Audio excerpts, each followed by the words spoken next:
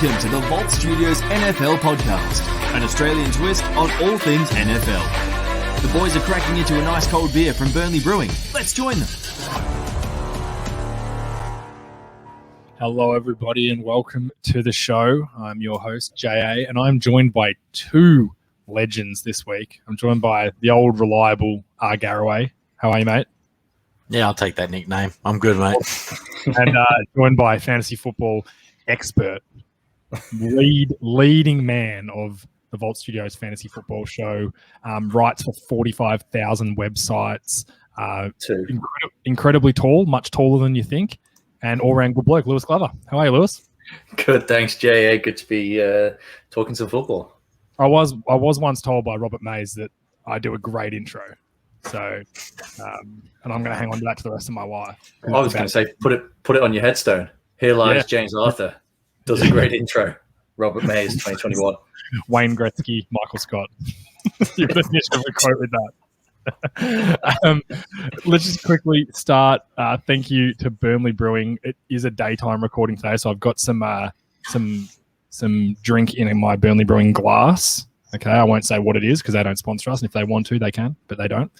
Burnley Brewing, our great friends, thank you very much for your support. We love you very much. We got a lockdown here in Victoria again, just got extended for 5 more days. So well done, state government. Way to just not tell us the full time. Just keep drip feeding us it. That'll make us not get frustrated.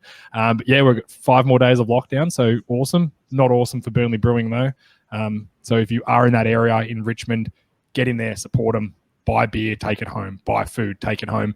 Do whatever you can to support all local businesses like that, but in particular the ones that support us, which is Burnley Brewing. So hope, Chloe, Michael, hope you guys are going well down there, and shout out if you need anything. It's a pretty crappy time for everyone. We thought we were over this, but we're not. We just got to fight through it and get out the other side again. Our Patreons, bit of a treat. I'll be doing this probably tomorrow now just because I'm waiting for a few of the payments to clear. The helmet for this month is my favorite man, Tyreek Hill from the Kansas City Chiefs. If this doesn't make you want to punch your wife, I don't know what will, you know? Look, great player, shit human, but it's a pretty cool helmet, and I can't deny the Kansas City Chiefs is a classic helmet. It's a sick helmet. Yeah, and Tyreek Hill is, as bad a guy he is a very, very good football player. So that's a great helmet. And I know there is a Kansas City Chiefs fan in the group. That's Dylan. So hopefully he gets the chocolates for that. I'm hoping for him. I always hope for a team to win it. Also need to mention Dylan, who Lewis, you and me will be doing a private podcast for him through our Patreon. So that's Dylan. That's Dylan. He wants us to recap his fantasy league and how they went in their draft. And I tell you, I don't know if the other boys listen, but they should start listening to the show, because the information he has given us is not only some key information on the fantasy teams and how they drafted and all that sort of stuff, but some personal stuff that I love. He has given us some really good ammo to go at these guys. So we'll be recording that in the next week or so, and I cannot wait. And thanks to Dylan for jumping on and getting us to do that. It's awesome stuff. So I know Lewis is excited for that. Yeah, I'm absolutely looking forward to that. And anyone else who wants to have their league reviewed, whether it's a dynasty startup, whether it's a rookie draft, or any league, we're more than happy to do that. So check out the information on the Patreon, because it's going to be fun. Yeah, and just for the record, Lewis is there for the fantasy football expertise. I am there to take the piss out of every single thing I can possible. That's what I will be doing in that podcast. That's my role. I'm there to fill it, and I think I can do a really good job of it. I've been practicing all my life for that role, some would say. Let's get stuck into it. I think the first thing we're going to discuss, it's been a few weeks since the NFL podcast came in, the Julio Jones stuff. It became a rumor. Everyone thought, here we go. Who knows? Then he came out and said, no, I'm not going to play for Atlanta. I want out. They asked if he wanted to go to the Cowboys. He said, no, I want to go to a team that wins, which I thought was pretty funny. bit of a burn. If I was Julio, I wouldn't be burning any of the teams that may want me. I'd want the market to be as high as possible for me. I'd be saying, if anyone asks, where do you want to go? I'd say anywhere and everywhere. So every team thinks they have a chance. Richie, what's your take on Julio Jones? To start with you. What do you reckon? Does he go? Where does he go? When does he go? The when is the easy part. If he is going to be traded, it'll be after June 2, which is obviously today our time, tomorrow US time, because it gives the Atlanta Falcons maximum cap space back. when they make the trade. It'll give them about 15 million in space. They need every dollar of that to sign their draft cap. I know you always make the joke, Jay, that the salary cap is fake. It's not. It is a real thing. A myth, sorry.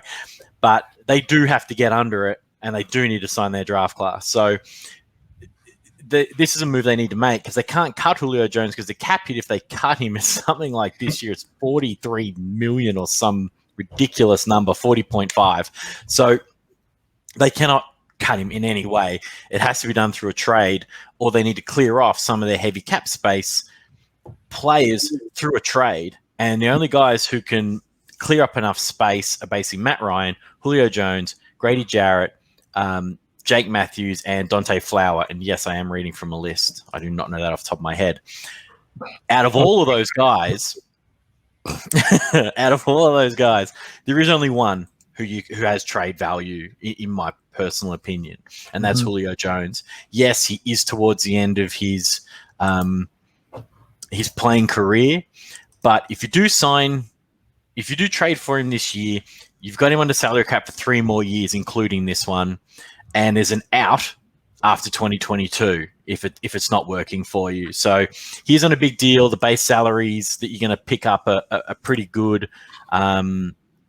I believe off the top of my head, it's 15 million this year, 11 million next. Then you can get out of it, or you can pay him another 11 the year after. Which isn't terrible. No, not at all. Not at all. So with all that background information in place, it all then comes down to who feels or which team decides they're the most desperate to add somebody like Julio Jones, and then what they're prepared to give up to get that. So it's got to be a team in your playoff window, JA, as you posted the other day, which blew up the internet.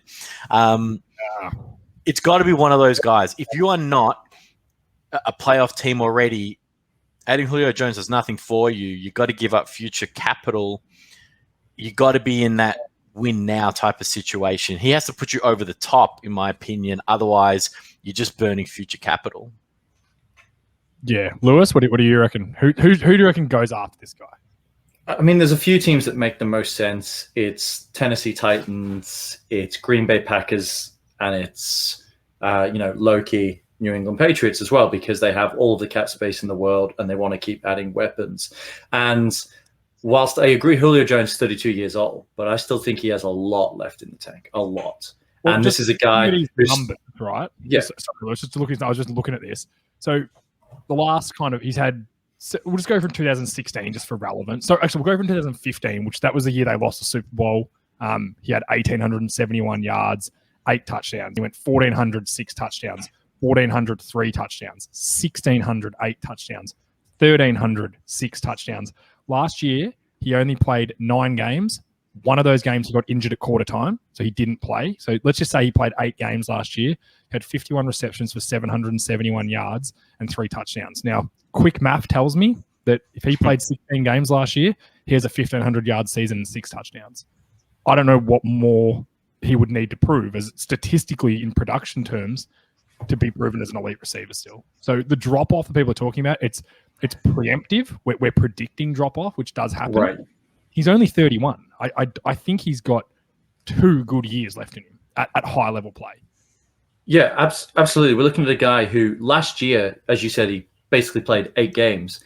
He had a career high in yards per target over his career. And then looking at the NFL as a whole, he was that was number 3.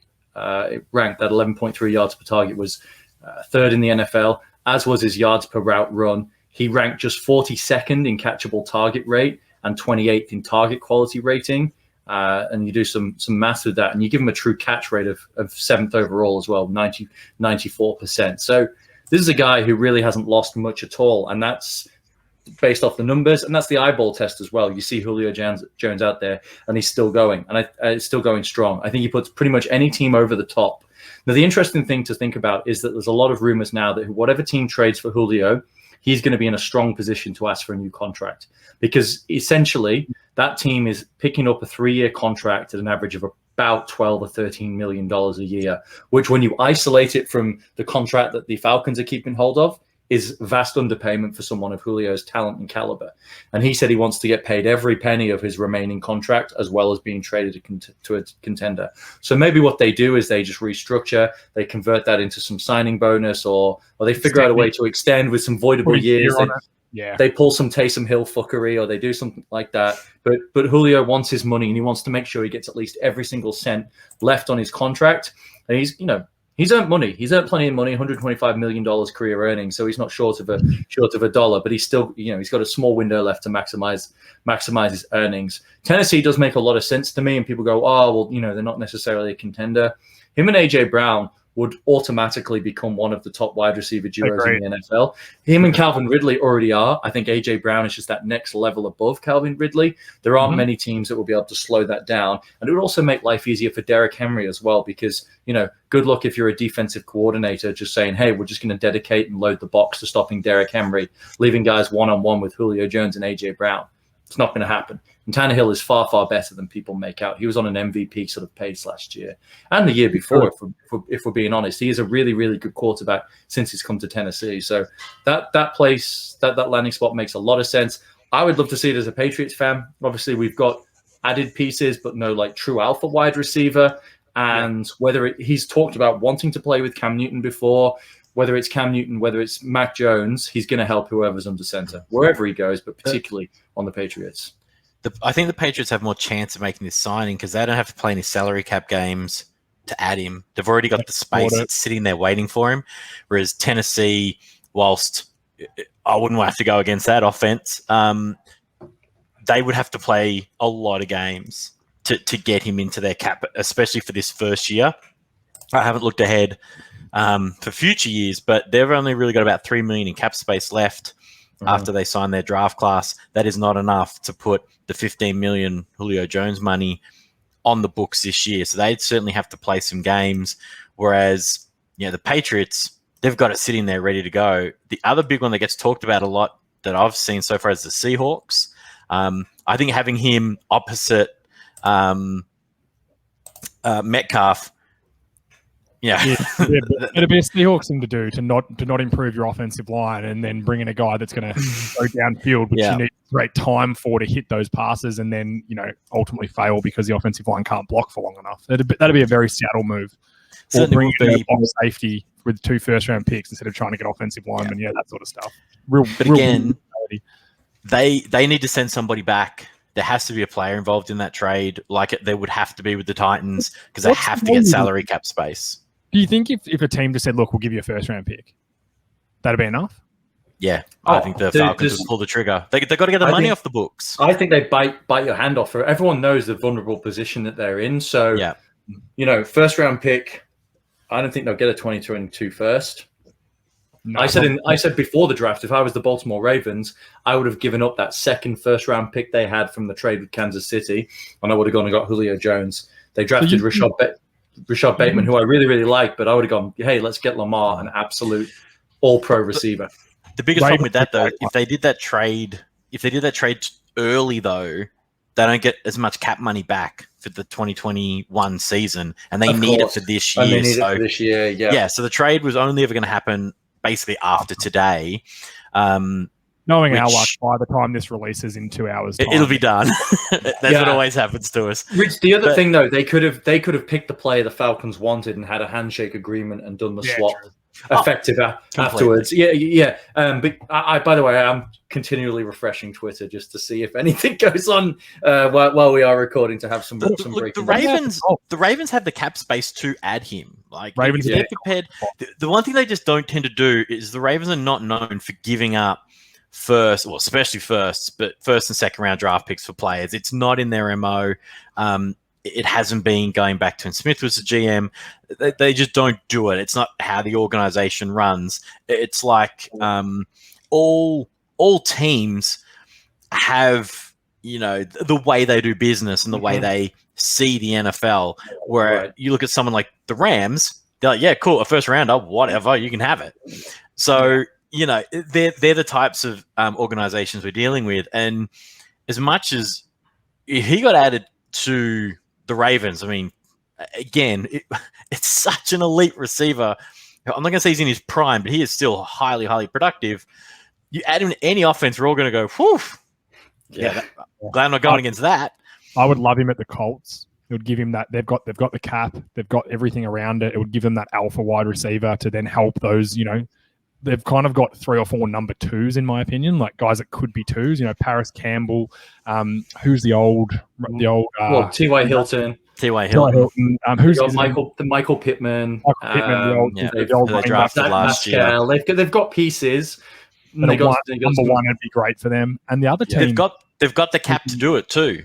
Yeah, they've got it. It's sitting there. They could pull that. They could pull the trigger on that tomorrow. I think they have an extra second-round pick as well, I believe. Oh, throw that in then. Just toss it in. Either give them both of your second rounders, or go the first and throw in that second one. I mean, their quarterback situation is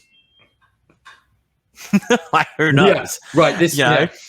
Who knows? So that might be why they're holding back from pulling the trigger on that one, but it's not. As far as their skilled positions go and how they went last year, and that was with an old busted Phillip Rivers.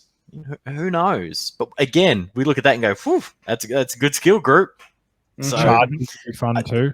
Chargers, wherever he ends up, it's going to be good for that team. And okay, Chargers $20 million in salary cap. Like teams that could just pull the trigger on this without even blinking. Jags. Oh, I mean, he's not going there. As he'll say, he's just going to leave. But teams like the Broncos, the Browns, the Chargers, the 49ers, these teams have tons of cap space. So if somebody wants to do it, you kind of, I'm sure they were talking to them already because we said it will be a post July 2nd trade, but I expect this to happen quick. Atlanta have been through the bidding process. There are teams who are leading this charge already. He wants out and we know it. That's the bottom line. Right. Exactly. And what who rang him up live on TV? Shannon Sharp. Shannon Sharp.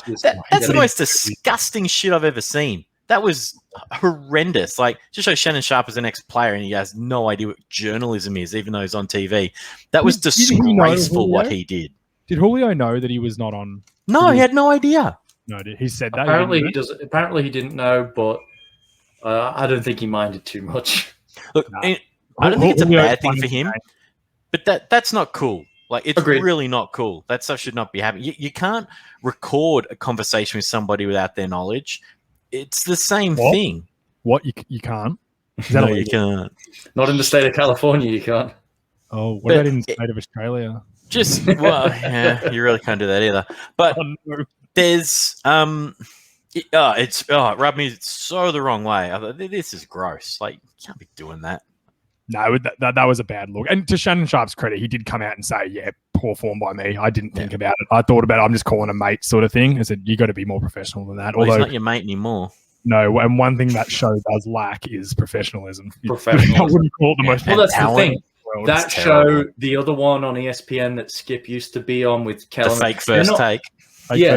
They're not professional journalism shows. They're not news shows. They're trash. They're scripted. But at least the ESPN one, those two guys, Stephen A, for all he is, he was a journalism first. He is a journalist major. Yeah. He worked at newspapers. He would never do that. He is a character now, but he would have never done that. He never stuffs up stories, Stephen A. Smith. He never gets his sources wrong. I think people. My favorite part, he doesn't admit he has them wrong. He goes, "What? That's the information I was told." I was told that. Yeah, no, never says he's wrong. He's the best. I'm not telling you my source. I'm an idiot. ESPN just needs to let Stephen A. sleep one day. Just be like, "Hey, man, take a day off." If I was paying him that much, I'd have him on every show. And every single sporting event, they're like, "Yo, we got to roll Stephen A. out." And this poor, tired man who's over 60 years old now, hasn't had a drop of testosterone in his body for 25 years, has got no energy, and they're just like, "Get out there, Stephen A. Tell the people what they need to know." Get out there and start bagging the Cowboys. Everyone will eat it up. Come on. Yeah. I also Cowboys hat on. There's the new Stephen A. Smith, the female version, which is Mina Kimes, who is really good, don't get me wrong, but is on fucking everything. Every time you turn on, They Every use time her it's so on NFL Network, much. yeah. And then the other day, I like listening to the Ringer, Bill Simmons podcast shows. I love all his shows. He does this one called The Rewatchables, where he basically recaps older movies that are rewatchable. Put on, I'm listening. He was doing The Rock, with Sean Connery. And, Great movie. it's a terrific movie. And Mina Kimes is on the podcast with him. I'm like, is it Mina Kimes? What is she doing on this show? He just brought her in to do the rewatchables. Like, she is just killing it. But she's very good. But she's the new Stephen A. Smith. She's like, she's well sourced. Yeah, she's very. Like, she gets good info. Didn't she play college sport? And she's obviously extremely attractive and also very good at her job. So ticks all three boxes for what people assess people by. But yeah, she's terrific. But yeah, she's like Stephen A. Smith on everything she can get on. Which is, hey, if I had the opportunity, ESPN, I'll do it for free. Okay, whatever you're paying me. Yeah. I know Nama's pretty, but I'll do it for free. Okay, I tell you what, they're paying Mina a lot of money. I would guarantee they are, and good on them. Good on her. She's doing a good job. That's it for kind of the news. I said we're in a very slow time with the NFL. I said this trade will probably go down by the time we release this podcast, which will be fun. I'll have to jump back on and do an emergency one. Also, the Rodgers stuff is still going on. It's been talked about. The GM came out and said we're not trading him. They're basically calling his bluff. I don't think he's bluffing. I don't think Aaron Rodgers. Rich, remember when we used to do the show with Chris Bryan, who was at Green Bay for that year and a half or whatever, and he said that Aaron Rodgers he just didn't give a shit about anyone. Like, he just didn't care. And if someone would piss him off, he'd just be like, yeah, I don't care. I'm not doing that. No, I'm not running that play. No, I'm not coming to that meeting. And that was when he was kind of not the Aaron Rodgers. He was still good then, but not like he is now. And I don't know. I don't think he's going to play. I think he will sit out. He's already missing training camp to go to Hawaii with Miles Teller and his fiance. He looked like the oldest dude in the world in all those photos, by the way, Aaron. But live your best life, son. I'm proud of you. I think that's been talked about enough. We'll just wait and see what happens there. But Green Bay are mad to trade him unless they get awesome value, and Aaron Rodgers doesn't have to play. He doesn't need the money. He doesn't have to go back. He can wait till the end of the season, and he will still have the same value if he sits out a year. Probably more value because they'll be like, he's rested. His arm's even better now. So I don't think it's going to matter there. What we want to talk about today, and we hinted at it earlier, I released a tier list. First time I've ever done a tier list on the way I see teams in the NFL right now. I've put it up. If you're watching on the video, you can see I've put the tier list up. So I've got 5 categories. I've got contenders, playoff team, on the cusp, a chance, and no chance. Now, I wanted to go through how this is not based off kind of, like, for example, some of the teams in the playoff team, I don't think are necessarily better than the teams on the cusp. I just think that going into this season, these are where they kind of line up with their roster talent, their situations they're in, the divisions they're in, and how the season's going to play out. Obviously, way too early. We haven't even started training camp. But I released this yesterday. It's had just more comments that I could ever imagine anything getting, and not many disagreeing. I think I've had 3 people say I like it, and I've just been like, wow, that feels good. To all the people that come in and just say, that's stupid, you're an idiot.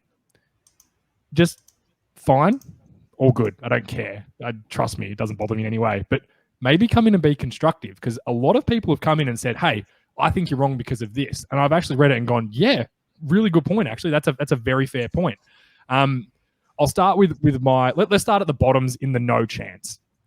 Now, these are the teams. I've only got 4 of them. These are the teams that I believe have 0 chance of winning the Super Bowl this year. 0. I don't think there's any world I look at this and think, yep, things could work out and they could have a chance to do it. I've got the Detroit Lions, the Cincinnati Bengals, the Houston Texans, and maybe a bit of my Dallas bias coming out, but I've got the Philadelphia Eagles in here. I can't see a world where any of these teams can get it together. Do you guys think I'm wrong with any of them? Is this for Super Bowl only? This is the ultimate goal of this list is the Super Bowl. Winning the Super Bowl. This is where I think these teams are at. Cool. I'm with you. Those 4 have no chance. I won't argue with you. I'll argue to put a couple more in that group when we get to the next tier. How's that? Sounds good. Lewis, you got anything else? I would primarily agree with that. I think the Eagles is a little harsh just because they do have some weapons. They've added pieces on their defense. They get their offensive line back, and Jay, you more than anyone preach the importance of the trenches in football, and they were just absolutely decimated there last year. If we're keeping 4 teams in the no chance bucket, I would move the Bengals and the Eagles out of there, and I would swap them pretty comfortably for the Jets, for the Raiders. I think those are the teams that have absolutely no chance. I think the Jets next year, I think they're going about the right way. I think they had an excellent draft. They're doing things the real right way. I just still think with such an inexperienced quarterback in Zach Wilson, hasn't played a lot of tough football, had a pretty easy ride. I think that he's going to struggle year one, but I think it's going to benefit him greatly. Yeah, I'll explain my mindset around the Bengals and the Eagles, because I do agree with you. You know how I feel about offensive and defensive line. And Bengals, for me, their 2 worst units on their team are their defensive line and their offensive line. I love their skill positions. I absolutely think Joe Burrow is a superstar, but he's coming back from a serious knee injury. That's an instant question mark. The backup is Allen, whichever Allen it is. Not a good situation. The offensive line is woeful. They have Jonah Hill, who they're heavily relying on to bounce back from an injury in his rookie year, and then underwhelming performance last year at left tackle, which is one of the hardest positions to play in football. Simple as that. They're just not that strong. You then come to the defensive side of the ball. Other than Jesse Bates at the safety position, who's one of the top safeties in the league that gets underlooked a lot, they don't have really any talent on the back end of that defense and minimal pass rush. I don't know, Richie, you know defense pretty well. What does minimal pass rush and bad back end defensive backs tend to happen? Yeah, a lot of touchdowns scored on you. Carved up. They're my issues. I love their receiving class. I love T. Higgins. I love Tyler Boyd. I like the who's the rookie they got? His name's Jamar Chase. Jamar Chase. I think that's a fun pick. I would have preferred an offensive line there, but I get why they're doing what they're doing. But and Joe Mixon's obviously, again, don't leave him alone in a pub with your girlfriend, but let him play running back for you. I think he's a terrific running back. So they've got positions there. I just don't think the 2 biggest things you need are offensive and defensive line, and they may be the worst in the league in those 2 areas. Maybe. Time will tell. The Eagles, similar. You talked about injuries last year. Well, their offensive line, Lane Johnson was injured last year and is old, and he's not getting better. He's starting to go downwards. I still like him. He's a good right tackle. Brandon Brooks coming back from a serious injury. He's a big man. They take time to recover from that. He's the best. He's one of the best guards in the NFL when he's up and going. I had him on my All-Pro team last year. I like him, but back from injury. Jason Kelsey, an aging center. He's old now. He wasn't as effective last year as he has been in years past, and that's going to continue to drop off. They're then starting Siamalo at left guard, who I'm telling you, he's not going to be good. And Dillard, who was playing left guard last year and struggled, is now having to play left tackle because Jason Kelsey's gone. So all that being said, that's not a strength anymore for them.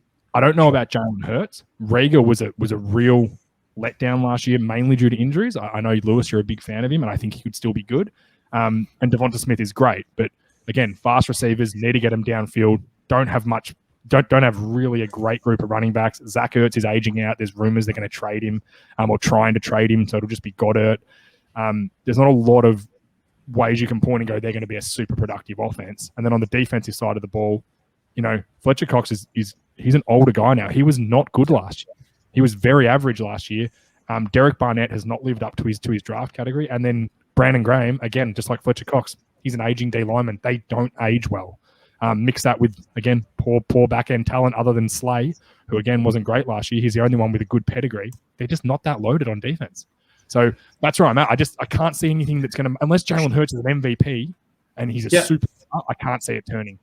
No, that's fair. The only thing I would say is sort of relative to the strength of their division, I think they're a better shot at sneaking in a wild card than the Raiders are at sneaking in a wild card in their division. That's all I'd say. So, but we're quibbling over one tier here, and really, you could take how many teams have you got here? 12 of these teams and put them in you've basically got no hope bucket because realistically they don't. And we'll move up to a chance section. So I've got the Jaguars, the Vikings, the Falcons, the Bears, the Giants, the Panthers, the Raiders, and the Jets. And the bottom line is I found like just one thing for each of these teams that I think could excel them. Like, take the Jaguars, Trevor Lawrence. If he is a superstar, if he's like a Justin Herbert sort of situation, and Urban Meyer can coach this team up and get them, making plays, Who knows? That's something that could happen. The Vikings, they've got Dalvin Cook. They've got Justin Jefferson. They've got Adam Thielen. Kirk Cousins is solid. They did improve the O-line. Like, they're not a terrible team, and they're not in an overwhelmingly good division. The Atlanta Falcons, explosive offense. They're a very good offense led by a very solid quarterback that can make good plays. If their defense can get better, again, they could be a chance. The Bears, if Justin Fields is good, they're already a good defense. We know that. If he is a good player, hey, that's something that could completely change the trajectory of that team. New York Giants, similar. They've got a lot of talent. The only thing that's stopping them is Daniel Jones, but they've got Saquon Barkley back, Golladay. Their offensive line's not great, but they do have some high-level drafts on there. Like Andrew Thomas might turn it around and become a good left tackle. Defensively, they're solid. They got good corners, good linebackers, and a good D-line. Again, that's something you can hang your hat on. Carolina, is Darnold good? We don't know. He was at the Jets. How do you judge him? How do you assess that? Yeah. Yeah, he could come to Matt Rule's system and be a superstar. We don't know. I doubt it. But they've got good receivers. They've got, DJ Moore, the burner from the Jets, Anderson. Robbie Anderson. Yeah, they drafted Terrace Marshall from LSU. They went and got Dan Arnold in free agency. Christian McCaffrey returning. So, there's some dudes on this offense. Now, Raiders and Jets, I give you. The Raiders traded away all their offensive line, which was their strength, and I'm still kind of surprised at that. In particular, the Rodney Hudson trade. I still can't believe they did that. And the Jets, the only thing that's keeping me with the Jets is Wilson. Again, what if he's really good? What if he's really, really good and we don't know? He was a number 2 pick. What if he's like RG3 that rookie year? That carried Washington. So that's kind of my things there. I don't think any of them could move up. The only team that could is the New York Giants, because people could argue that they're as good as Cowboys and Washington. I don't agree with that, but teams could argue that. I don't think New York are that good. I think the Bears, as you said, if Justin Fields is the real deal, he could move that group up into the on the cusp, especially given it's a weak division. Even more so if Aaron Rodgers sits out the year, So the Bears could come from nowhere and win that division with Justin Fields. Absolutely. And the Bears were a playoff team last year. A lot of people forget. Now, should have they been? Probably not, but they were. But they were. It is what it is. Thank God for expanded playoffs. Yeah, they had a better winning record than Washington. They had a better record than them, and Washington were there too.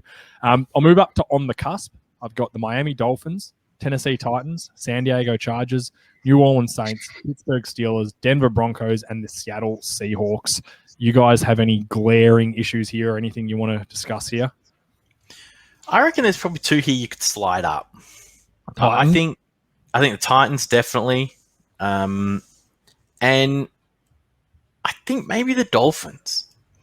Yeah, I'm kind of excited what's going on there. It really does kind of come down to Tua and how good is this guy. But I would certainly slide them up into your playoff team bracket. But vice versa, I would also look to slide down the Cardinals. I don't think they've got enough talent depth, and Washington, because I think they got talent. I'm just really worried about the quarterback. Yeah, and I guess with the Dolphins, it came down to I already have the Patriots. I've got the Bills as contenders in their division, and I've got the Patriots as the playoff team. Do we really think a third team's going to get out of that division? With the expanded playoffs, it's now easier than ever. That's all I'm saying. That's true. Yeah, it's certainly not. They're not bad. And who was the other team you liked? Tennessee, yeah. Because I know you've got your the Colts. The Colts at the very top, and hey, if they had Julio Jones, leave them there. But same for Tennessee. I just think they've got a run of consistency of being good, and I didn't think that would continue into year 2, led by Tannehill, but I was certainly wrong. And it feels like they've built something there for the long haul, and it'll continue for a couple more years. So I'd probably have them up. But other than that, I think you've probably got Denver a touch high. I just don't trust that quarterback situation. There's so much talent on that team, but roster's unbelievable. It is such a good roster. outside of the it quarterback, is such a good roster, and Vic Fangio is going to get juice out of his defense. A lot of injuries returning. They added pieces in the draft. Richie, I agree with you about the Titans. The only question mark I have about the Titans, and maybe if they went and got Julio Jones, it'd allay some of those concerns, is how much of a loss is Arthur Smith as a play caller going to be? Mm-hmm. Yep, that's a really good call. And by all reports, the next tight end coach is, I forget his name. Forgive me, but he's the new offensive coordinator, I believe. So I'm just not sure how that offense is going to continue. But assuming Todd Downing is the new OC. He was promoted from the defense coach. Yeah. My understanding is he's going to try and keep and do a lot of similar things. And this isn't just me saying this as a Patriots homer because we went and paid a lot of money to Jonnu Smith. He did a lot of things. He did a lot of things in that offense that sort of went overlooked and worked particularly well in the way that they ran that offense in their heavy personnel and their jumbo packages. Jonnu Smith was quite important at times for them. Didn't always show up on the stat sheet, but he's a good football player. So that's the question marks for me over the Titans, but I'm not committed enough either way to make an argument against it. I agree they could be a heck of a team once again, and they've shown that consistency, especially when you've got the quarterback, and they have that. A team on the cusp who has a quarterback and I think would be higher on my list. And to be honest, I'm going to be laying some money on them as Super Bowl outsiders. Is going to be the Los Angeles Chargers. Yeah, they were really hard to leave down because they went out and they've reinforced their offensive line in free agency. And in the draft, they've got a new head coach in Brandon Staley who had an elite defense on the Rams with a very good defense with great personnel, and he went and made it an elite defense by maximizing what he got out of that personnel. Now, the Chargers don't have Aaron Donald, but they've got Joey Bosa. They've got Derwin James. They've got a lot of pieces. They added a cornerback in the draft class out of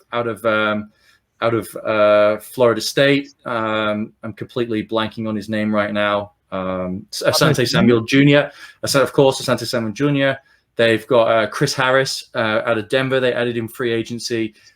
This is a very good defense. I'm excited to see what Brandon Staley can do.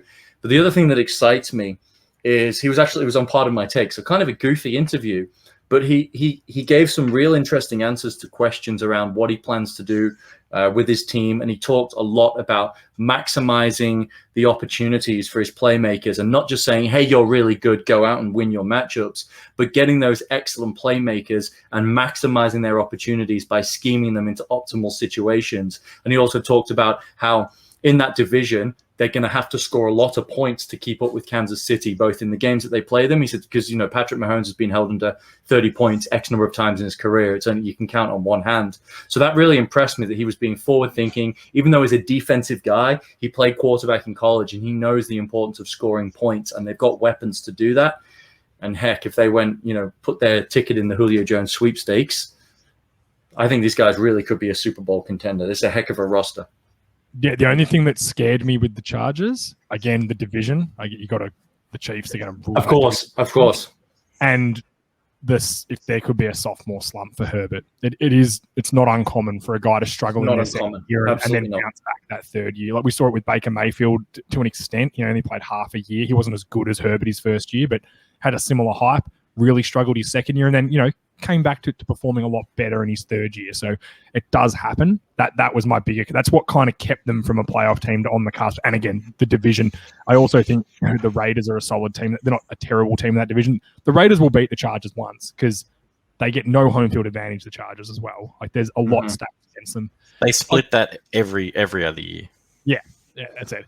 And again, Denver as well, who I think again, other than the quarterback position, they're a really good football team. If you look at their roster, if you compared their roster to any other team, they stack up pretty well against any other roster in the NFL. It's just the quarterback position that's It just happens to be the most important position. I would love them to get Aaron Rodgers. I would love it. It would make me. If they get it, they are a Super Bowl contender if they got Aaron Rodgers. The biggest problem with them is they don't even have a guy who can be okay. Their quarterbacks have hurt them. Look at it's not like they can't get it done. They've hurt. I don't think he's enough. He might be able to hold them there. Yeah. But you need to go win games too. Yeah, the problem with Locke was his turnovers. That's his problem. Has been his whole career. That's what I mean. All over too much. Teddy all their doesn't guys as much. So if he could be solid, feed the ball to guys like Jerry Jeudy, Noah Fant. Like if you haven't watched Noah Fant for the last couple of seasons, I'm telling you, his lack of production is not his fault. He is like Darren Waller, but he cannot get the ball given to him because they can't scheme it up, and they don't have a quarterback that can get the ball to him consistently. He had some terrific games last season, so I like that. I'll just go through a couple that I got a ton of heat on. Like one I got a ton of heat on was the Pittsburgh Steelers, and I know you two are going to agree with me here. I just don't think they're good. I think they were an absolute anomaly last year. They were not as good as what people thought they were, and we saw that by getting just drowned by the Browns in the playoffs. They won 11 games straight against crappy teams with no quarterbacks, and then crumbled when they played good teams. I like them defensively to a point. Like I said, TJ Watt's a really good player. Devin Bush, really good player. Yeah, Hayward, really good player. But their offensive line's woeful. Ben Roethlisberger was not good last year, especially down the stretch.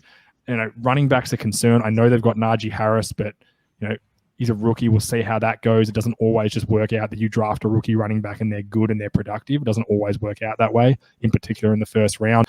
Receiving core, I like their receiving core, but you then put them in a division. I think the Browns are good. I think the Ravens are good. I think the Bengals are going to be improved, even though I don't think they have a chance. I think they're going to have firepower. So I just don't think Pittsburgh are going to have an easy run like they did last year. I'll take it. I was high on them last year because I thought the moons aligned. It was one of those sorts of things. I didn't think they were necessarily good. I just thought a lot of things had fallen into their lap. The schedule last year, the other things that were just going on around them in their division and those sorts of things. And I knew they were going to get off to a good start because their schedule was front loaded and they were aging. So having the easy games at the start of the year with an aging roster, as I said, I just think there were a lot of moons aligning for them last year. But as the season went on and it started going back into, I guess, normal, if you want, I'm sure there's a better word than that. But I'm all for them plummeting this year. I don't even know if I'd have them on the cusp, quite frankly. I actually thought I was generous putting them there, to be honest. Yeah, and you always cop heat because there are a lot of Steelers fans around. But I don't think you're that far off here. I'll have them at least third in the division. Louis, what do you got? What do you think? Yeah, I couldn't agree more. I think this offense is going to have a lot of problems. They got pass catchers. They convinced Juju to come back. That was amazing. Amazing. He turned down more money. He turned down more money and took a 1-year deal with Pittsburgh. Now, this is it. This is a clear indication that Juju has obviously got a relationship there in Pittsburgh, and they're saying this is it. This is 1 year. We're going to go for it. This is why, as well, I believe that they spent a first-round pick on Najee Harris as well, because they went, we've got to lighten the load on Big Ben or whatever, but he hasn't got an offensive line and he refuses to get out of shotgun. So how much help Najee Harris is going to be in the run game remains to be seen. Their offensive line, Jay, you'll be able to rattle off the names, but outside of David DeCastro, Zach Bennett, right tackle, center through the left side of the line is unrecognizable. And this was a strength. This was an absolute beast unit of an offensive line in the Steelers sort of heyday when it was Big Ben, Antonio Brown, Le'Veon Bell, but it was all built off the absolute monstrous offensive line. That's gone. Yeah, they have some pieces on defense. They've lost some pieces there as well. Their cornerbacks are a little bit questionable. Joe Hayden's a year older. Yep. I don't think it's quite comfortably the worst 11-0 team in NFL history. Like, they weren't a good. They were absolute fraudulent 11-0. And a lot of mental scars for some of those players as well, getting absolutely shithoused by the Browns the way that they did. Divisional rival, the Cleveland Browns as well. Cleveland Browns to do that to you. So, and Big Ben's a year older, and looked terrible down the stretch. He looked so dreadful, so bad. 4 interceptions in that playoff game. If he'd played, now he did then go and break the passing yards record for that game as well, but it's because he had to, and the Browns were a woeful defense that basically played prevent the whole game, let him just dump it underneath for yards because they kind of knew they'd never catch you. That was up by so much. So you talk about their offensive line. DeCastro, he was injured last year and bad when he played. He did not play well last year. And, they've brought over DeMar Dotson, who's an ex-Tampa Bay Buck who played right tackle for them. He's going to play left guard for them. Sometimes that works, sometimes it doesn't. He's a tall, kind of lengthy guy, as most tackles are. Guards need to be a bit more compact. I don't love that move. They're just, Zach Banner, don't love him. It's a bad offensive line, and you're going to rely on running the ball and play action with an old quarterback. That's what you need to do with old quarterbacks. Take Tampa Bay Buccaneers 2020, for example. That's what you need to do, and I don't think they can do that with a poor offensive line. I think they're going to get crushed up front. So and Big Ben's got no mobility. You can't run play action out of shotgun. Right? He's just back there, wants to get the ball, assess the field, and sling it or dump it off. He's got no mobility. He can't sell anything. It's just not going to work. Agreed. And then the other team I had heaps of pushback in this group was the New Orleans Saints. No one liked it. Actually, the New Orleans Saints and the Seahawks, I got a bit as well. I'll just quickly on the Seahawks. The reason they're on the cusp is I think they're the fourth best team in their division. Simple as that. I think San Francisco are better. I definitely think the Bucks are better, and I think Arizona are better. Sorry, not the Bucks. The Rams. I think the Rams, the 49ers, and the Cardinals are better than the Seahawks. That is the only reason. I had all four of them in the playoff section for a minute, and I was like, that's just stupid. There's no way they can all be a playoff team because they're going to play each other. So I had to drop one down, and that was the team I thought were the worst out of the four of them. And it's not by much, but that's my reasoning. And most people who crack the shits when I explained that to them, they were like, yeah, okay, that makes sense. I said, I just think the other teams are better. Arizona, that's the one I'm unsure about. But the Saints, the thing for me is, they're in a tough division. The Bucks are going to be good again. The Falcons are always powerful on offense. They'll always steal a game from you here and there. And the Panthers, I think, are going to be able to win some games next year. So pair that all with they lose Drew Brees, which I know people can say, he was no good last year. There's a thing in a football team, right? There's guys that may not statistically help you as much anymore, but they're kind of the heart and soul of your team. And when they're around, you feel better. Like look at the Tom Brady effect on the Bucks last year. Who was Devin White, who was upset he didn't make the Pro Bowl, and he was like, "Don't worry about the Pro Bowl, man. We got bigger fish to fry. Like in 4 weeks' time, we're going to win a Super Bowl. Who cares about the Pro Bowl?" The video of all them celebrating in the change rooms after, and there's Tom Brady just packing his bags like another day. That effect. I think Breeze has that to that organization, and losing him's big. And do we know Taysom Hill's good? I don't. I know he's a good athlete. I don't know if he's a good quarterback yet. He's not. He's not. He showed it last year. Yeah. And if anyone wants to put Winston out there, please. I've ridden that train. Good luck. Good luck. I'm here flying the flag for Jameis, Mr. FSU. I'm out. It's the last time he was good. Yeah. Hey, come on now. He had LASIK surgery, Richie. He can see again. He's got eyes now. They took someone else's eyes and put him in his head. If that is genuinely what the problem was, you know what? So I don't care. My understanding was that he had to wait to get it done because you can't get LASIK before like the age of 25 or 26 or something like that, which is why he'd never got it done up to that point. Now, whether that's true or not, whether it makes a difference, we'll see. But he's always had the talent. Jay, we've talked about this before. He's had the talent. He's a better athlete. He's just goofy as all hell to watch on the field. He's a bad decision maker on and off the field, right? Bad decision maker. Yeah. Not bad. He's terrible. Terrible. You're being too kind. Terrible decision maker.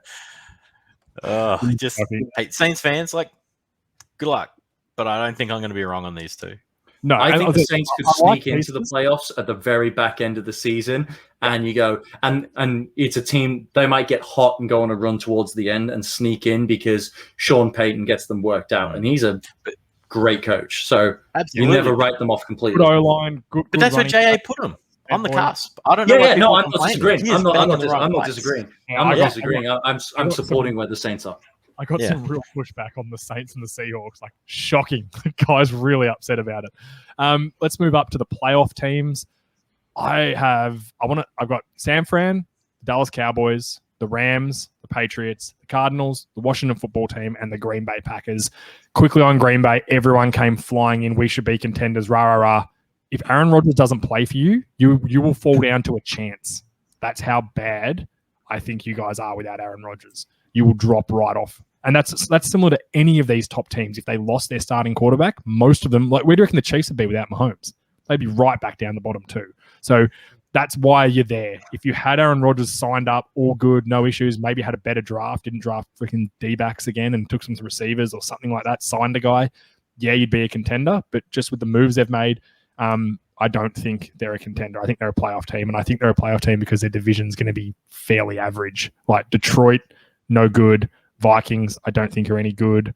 And the Bears, I think, maybe if Fields is good, they could steal that division without an Aaron Rodgers Packers. But if Rodgers plays, the Packers, they're a set playoff team, and they're probably going to win that division without him, maybe because of the situation. So that's why I've got them there. Boys, go nuts. Lewis, I've got your Patriots. Had some negative pushback on that. Cam Newton's no good. Why do you think Mac Jones is good? My feedback was they're getting a ton of guys back from the COVID exempt list. Really important players on defense. They signed 2 really elite tight ends that I think are going to do a great job. And I think they're going to be a more well-rounded, well-coached team than some of the other teams in this league. Simple as that. Yeah, I agree. And, I like a little gamble, a little responsible gamble from time to time. And I would not be putting money on a Belichick coach team to miss the playoffs 2 years in a row, especially given now we have, expanded playoffs. It's a little bit easier to make it. And everyone wants to drag Cam Newton for his play last season, and rightly so. There's some games where he's absolutely horrible. But football fans have an incredibly short memory. And to start the season, Cam Newton was looking pretty good, and then he got COVID, missed a bit of time, and really never looked himself after that. It's because COVID lingers. We still don't know the full effects of what COVID's going to do to people over time. And pretty much everyone who got it in all sports weren't the same afterwards. Like it takes time to recover from that sort of thing. Yeah, absolutely. And putting that aside, because I don't think it's not necessarily quantifiable. We can say, oh yeah, it may have had some effect. The reality is, it was a COVID shortened off season, so Cam Newton wasn't able to get together and be in the facility with the guys as he would in a normal off season to get the offense under his belt and to learn the playbook. You then miss time and you're away for the facility, so they go, okay, they continue evolving and installing new features and wrinkles into the offense as the course of the season goes along. He missed all of that. And so it's like being in a semester of university where you miss 4 or 5 weeks and you come back and they're talking about concepts you've got no idea and you've missed everything leading up to that. Trying to catch up feels like you're drowning. And when you've got 280-pound defensive ends coming to rip your face off, and all you're trying to do is remember what the play call is or what the wrinkle in the offense is this week, you're going to have a bad time, especially when he was still coming back off questionable shoulder injury, the foot injury, all of that kind of stuff. So it was a shit storm of circumstances. But whether it's Cam Newton or whether Mac Jones ends up winning the starting gig, this is a much better roster. They've assembled some better than people realize pass catchers around the particular tight ends, as you said, JA. And I will not bet on a Bill Belichick coach team missing the playoffs 2 years in a row. I think he's earned that respect, to be perfectly honest. I really do. Yeah. Pretty good. He's pretty good. Yeah, he's had a good career. Richie, you got any glaring issues with my playoff teams? No, only the 2 I mentioned earlier. I'm worried about the Redskins has got, as a Cowboys fan, you must be like petrified of, especially that defense, the talent. Chase Young could be the best player in the NFL next year. I don't think wouldn't surprise me. It would not surprise me. But good. It's the way they're led. Yeah. They'll be in most games, and it would not surprise me if come the end of the year they play in the most single score games or 1 touchdown games. Wouldn't surprise me at all. But I'm really concerned. Really concerned about the quarterback position. So if they slid back, no huge surprise to me there. And I think the Cardinals are just missing a bit of talent. And I'm a Kyler Murray defender as a general rule. I just didn't love what I saw last year. So I got a couple of concerns there. I had people telling me that they should be contenders, and I said, I don't think they're very well coached. I don't think Cliff Kingsbury's that good a coach. He hasn't shown that he is a fake sharp. Because he's young and handsome. Everyone's like, oh yeah, Cliff, the offensive mind. Cliff stinks as a coach. He makes bad decisions all the time in game, and he's not creative with the personnel he has at his disposal. He needs a 12-year-old who's really good at Madden to stop him making the boneheady type decisions, which he has a habit of doing. It's similar to Andy Reid. He used to do it all the time. He'd blow timeouts. He'd make weird decisions on 4th down. It takes time to get that out of your system. Like we say how good Belichick is. How long has he been a head coach? 25. A long time. He's good at it. Long time. So he's been doing it. So maybe he'll get those things out of his coaching game. But there is some strength we'll to Arizona. Like obviously Hopkins, Murray, he's got good pedigree. They bought James Conner in. We'll see how that goes. But I think he's an upgrade on Drake from last year. AJ Green, like, is there a chance of a twilight this year in that system? That's why I said they would only drop back to on the cusp. Yeah, that's what I'm not saying they're going to be terrible. Also added all. JJ Watt, who could, they get Chandler Jones back on defense, who's a good defensive end, and they get JJ Watt, who I know they're at the end of their career, but again, what we talked about with Drew Brees leaving, JJ Watt can bring a little bit of that to a team, can bring a bit we're tougher. Isaiah Simmons in another year. They took Collins out of Tulsa, who's an athletic middle line. There's some pieces there. Definitely. Baker. Watt just needs to be a situational guy now. He's just not an every down guy, but he could finish the year with like double-digit sacks, no problem, just playing on Ann Long situations, because that's the kind of guy he is. So, yeah, as I said, I've got no major concerns. And before we even get to the contenders, I don't think any of us are going to argue with that, are we? So the contenders I've got, I just wanted to say quickly with Washington and the Cowboys, the reason I've got them both there is because I can't tear them apart. The Cowboys are, on offense in particular, that roster is insane. They are pretty much the best offensive team in the league. If Tyron Smith's back in full flight, Zach Martin, Lyle Collins and Tyron Smith are two of the best tackles in the NFL when they're playing. They didn't play all of last year.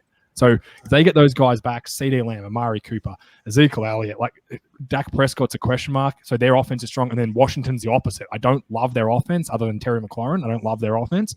But defensively, they just got dudes everywhere. Like, they are tough. They are hard at it. I just think they're a scary team. And that's why I've got them both there. The roster talent on either side of the ball and the situation they're in, because I don't think the Giants and the Eagles are good. Simple as that. I think one of those two teams are getting into the playoffs. I just can't decide who. So maybe they could both go back to on the cusp, but one of them's got to be a playoff team, and potentially both of them with the extended playoffs. Just purely on the numbers. So that was it there. Let's get to the contenders. My contenders, I have the Browns, the Tampa Bay Buccaneers, the Ravens, the Colts, the Kansas City Chiefs, and the Buffalo Bills. Big ones I got feedback. No one likes the Colts. No one likes the Colts. I do. I'm predicting Wentz to be good again. I'm predicting him to be maybe not what he was that 1 year, but I think Frank Reich can get the best out of him and I think they can get more out of Wentz than they got out of Phillip Rivers last year. I really do believe they can get some mobility out of him. Exactly. He can move. If they can calm down the turnovers, they're a strong defense. Like, that trade they made for DeForest Buckner, man, I don't think that went so under the radar. That was such a good move, getting him in that defense. They've got some good pieces. Maybe they can try and add a Julio Jones. Who knows? If any of these top six teams add him, they go to my number one. But I think that's where I'm at with the Colts. Browns, I got a ton of pushback saying, they're the Browns, basically. That was people's arguments. My response was, check their roster. They're one of the best rosters in the NFL. They're extremely well coached. They're well managed now. I think they've got talent almost everywhere. Like, David Njoku is their second tight end, and Odell Beckham, people don't even think about him anymore because he didn't play last year. When he's going, he's one of the best receivers in the NFL. So roster talent, offensive line, defensive line, Garrett, Clowney. Like, I don't know what more. I don't know what more boxes. Yeah, defensive backs are good. I don't know what more boxes you want me to tick with the Cleveland Browns, other than they're the Browns. I'm like, well, maybe. Yeah, people can't change your mindset. Get it out of your head. These aren't your dad's Browns. These aren't the Browns of a few years ago. This is a bona fide Super Bowl contender. They're so well led. Roster. Look at the coach and the GM. They've done such a good job. Such a good job. The turnaround's been insane. It makes you wonder what the other one's doing in the past to like how quickly they've turned around. And Baker copped some flack, and I've given him flack in the past. There were games last year, Richie, I messaged you going, man, Baker's impressing me here. Like the playoff game against Pittsburgh, when they got back on a run and Baker just carved them down the field, nice and easy, 8 yards, 9 yards, 15, 16, touchdown. And it's like, bang, we're back up by 3 scores, come and get us. Like, that's ballsy shit, the playoff game against a division rival like the Steelers with what the Browns have been in the past. So I think I saw some maturity there. He's definitely grown. He's definitely matured. He's a leader. He's becoming one of those quarterbacks that, other players in the locker room will follow him. He's a natural leader. He's turned me around. I couldn't stand him. I know you didn't like him, and that's it's good. We disagree sometimes, Jay, on players, but one thing you'll always do is you'll change your mind when presented with new information on teams, on players, on coaches. Mm-hmm. And I think anyone who's got any sort of common sense should be willing to do that. It's a great roster. that was well coached last year by a first-year head coach who came in, implemented, and built the roster exactly to the strengths of how he wanted to run the offense.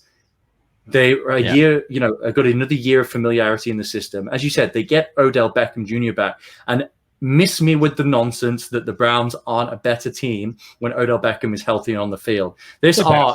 He was all he did in his career was one or two flashy catches. If you think that, stick to Madden. Boy. You don't know anything, because Odell has been healthy. Slam boy is one of the best to do it in the NFL in the past few years. The Browns, and I completely agree with your teammaker. People forget the Colts were, they barely lost to the Bills with Philip Rivers in the center.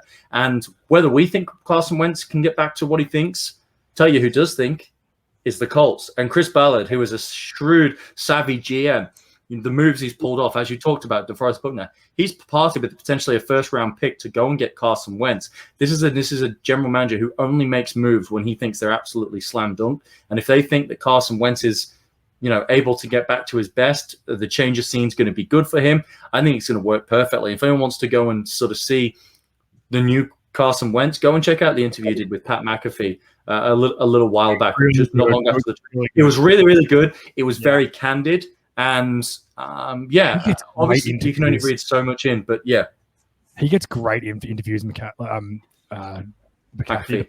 McAfee, he just gets guys to be honest. It's unbelievable. Yeah. Like his Aaron Rodgers interviews are insane.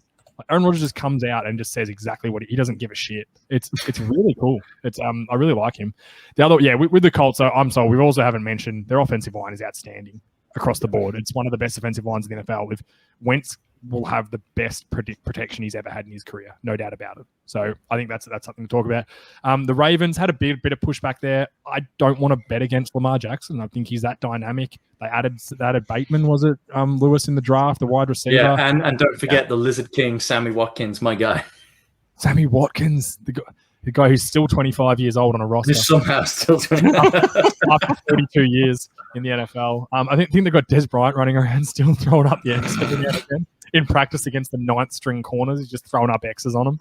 I said, I'm not betting against Baltimore. They are a legitimate contender. They have a lot of good pieces. They're very well coached, and they're strong. They're stronger on the offensive line. I know they lost Brown. They traded Orlando Brown over because he wanted to go and play left tackle. Fair enough. They traded him for that, but they get Ronnie Stanley back. They signed Villanueva to play right tackle, who's going to do a solid job for them. They brought over Zeitler, who was a really good player at the Browns, struggled at the Giants, bought offensive line, and now he's back to help out that right guard spot. I think, they've made good moves. And then one team I had zero argument about was the Kansas City Chiefs, who literally went, okay, our biggest problem last year was our offensive line. It killed us in the playoff. It really hurt us. What are we going to do about that? They went, bang, this is what we're going to do. We're going to sign Joe Tooney. Did they overpay? Hell yes, they did. But you have to if you want to get those sorts of guys. They then traded for before mentioned Orlando Brown to come play left tackle for him. They brought in Kyle Remmers, who is he a huge upgrade at right tackle? Not from Mitchell Schwartz, but from the backup they had in the Super Bowl. Absolutely, he's a huge upgrade. And then they get a guy called Dunave Tardif back, who sat the year out to go and be a doctor during the COVID. He's now back. He was a Pro Bowl guard when he played. So they've gone and improved 4 positions on that offensive line, and they have Patrick Mahomes. Yeah, I'm backing up Duvernay Tardif. It's Kyle Long, who they got to come out of retirement as well, who who retired too young. They don't need him to come and be a starter. They get him to become almost like a pseudo coach in the offensive line room and come in and be a spell or be a backup along that offensive line and bring that savvy and bring he's a chance to win. Sense. He can play every single position on the offensive line. I don't know if people quite understand how rare that is for a guy that can play center, guard, and tackle at both sides of the line. It's very rare. So Kyle Long, I think there's a chance Kyle Long beats out Kyle Remmers for the right tackle spot. I was going to say too. I bet he starts. He was week 1. Very, very, very good. Very, very good offensive lineman before his injuries hit him. I don't know if they're gone. Also, don't rule out Mitchell Schwartz returning. He's still a free agent. If he sees things start to go the way, and they want to bring him back on a cheaper deal, and he's feeling healthy, I think the only thing stopping Mitchell Schwartz playing football right now is Mitchell Schwartz. That's the only thing. So, I think if he's smart, stay in shape and sign later in the year. Miss the start, make life a little easier on yourself. Absolutely. Well, yeah, that was my tier list. I do actually want to thank all the people that comment on and stuff, in particular the people that were like constructive. I don't need you to be nice. That's not what I'm saying, but come with something constructive. There was a great guy, and I wish I'd written his name down. I can't find it now because there's been so many comments. It was in NFL Mania group. He was talking about the New York Giants. He said he was going to have a listen. He came in with some great points about the New York Giants. He talked about Kenny Golladay, Saquon Barkley, rah. I came back at him saying, I've seen Golladay and Barkley be productive in the past, and it hasn't led to wins. And he was just very respectful and understanding of my opinion, but then also gave really good opinion back. And I really appreciated the back and forth we had. It was nice. It wasn't aggressive. It was just a nice conversation that ended basically with, man, yeah, you had some great points. Let's see how it plays out. Let's see who's wrong when it comes down to it. And they're the interactions I like, and that's what it's all about. People that come in and go, I now have no respect for you as someone who knows football. Great. Because vice versa, dickhead. Vice versa, the guy who thinks the Ravens. I thought you were going to stay professional there for a minute. No.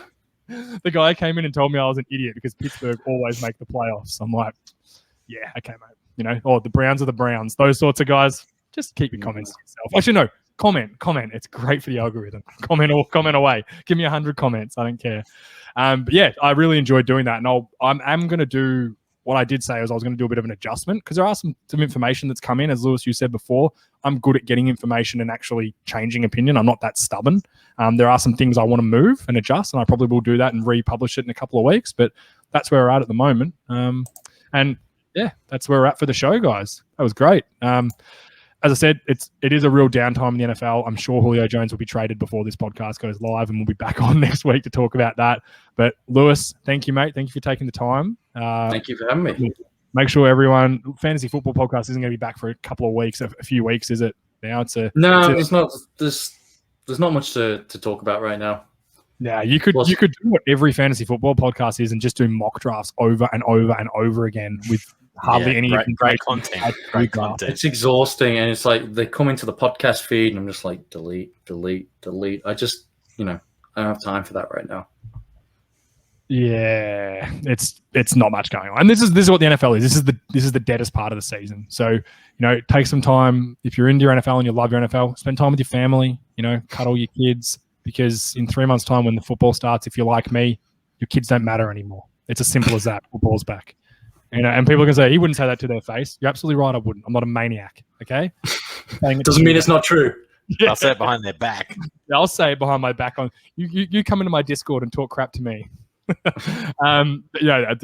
a quiet time, but we'll keep bringing you the news. And I think we're kind of doing at least one podcast a week around fantasy, college, and the NFL. It's and it said if a couple of trades go down in the next few days, there'll be some content for next week. So let's leave it at that. Richie, thank you as always, Mr. I'm going to call you Mr. Consistent from now on. I don't know why. Just you're wearing the same T-shirt, the same hat, same.